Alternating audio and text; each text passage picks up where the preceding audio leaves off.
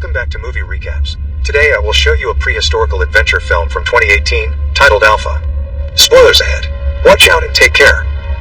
20,000 years ago in prehistoric Europe, a small group of hunters led by their leader Tao gets ready to attack a herd of steppe bison. They create a wall of spears that causes the bison to stampede off a cliff, but 3 of them stay back, and one particular bull goes after Tao's son Keta. After savagely hitting him with its horns, it drags him to the edge of the cliff, where Keta falls to the abyss after Tao hits the beast with his spear. This all begins 1 week earlier, when the teenagers of the tribe are tested on their spear-making skills. The only ones to pass are Keta and his friend Kappa, so they will be brought to the last hunting expedition before winter comes. As part of the ritual that marks them as adults now, they also get beat up by the other men to learn that pain will journey with them, and they are blessed by the local shaman by the campfire. Later, while pretending to be asleep, Keta overhears Tao and his mother Ro talking. Ro does not think he is ready to hunt because he leads with his heart, not his spear, but Tao believes Keta must do his part and prove himself to the tribe. The next morning, the hunting party leaves after saying goodbye to their loved ones and getting the shaman's blessing. Ro even gives Keta an extra piece of fur as a safety token.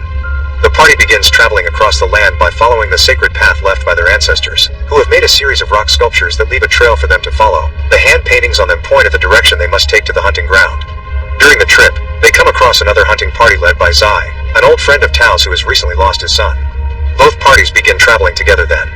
Whenever he has the chance, Keta tries to prove himself to his father, but he is not able to start a fire and cannot bring himself to kill the boar the other men capture, so he feels like a failure. One night, while they are eating by the fire, they hear a noise behind them, so they swiftly jump onto a defensive position.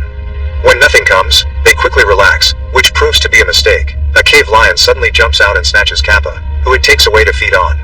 The next morning, the men build a cairn to give Kappa a memorial service that symbolizes the passing of one spirit to the afterlife.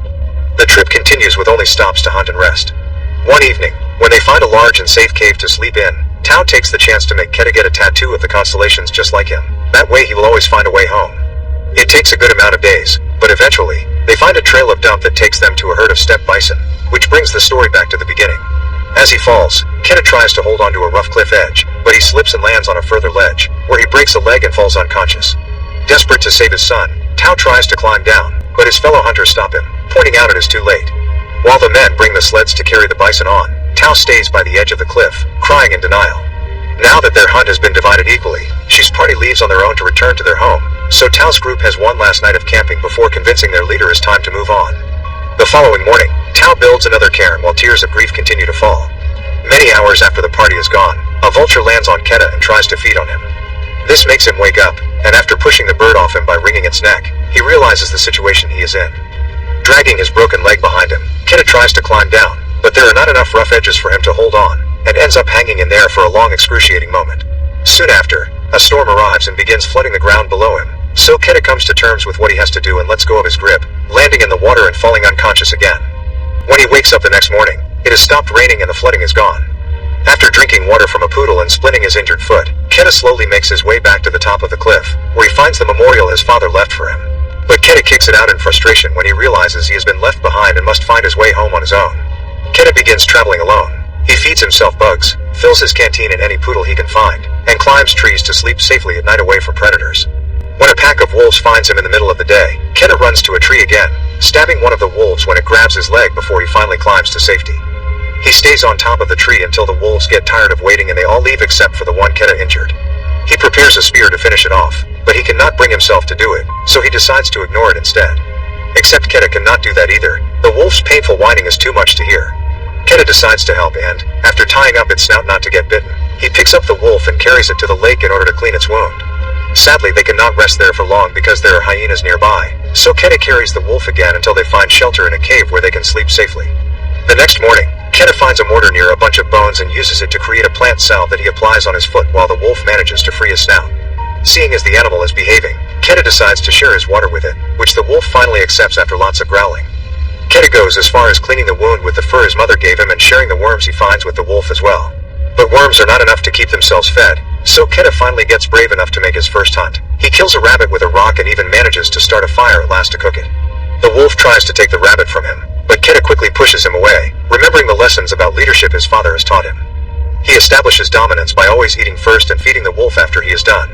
No matter how much he shares with it though, the wolf still will not allow him to touch it.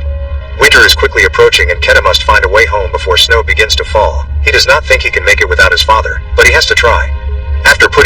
enough supplies and struggling with the wolf to get his fur back, Keta leaves the cave and begins walking his way back, feeling frustrated because the wolf will not stop following him no matter how many times he tells it to go away.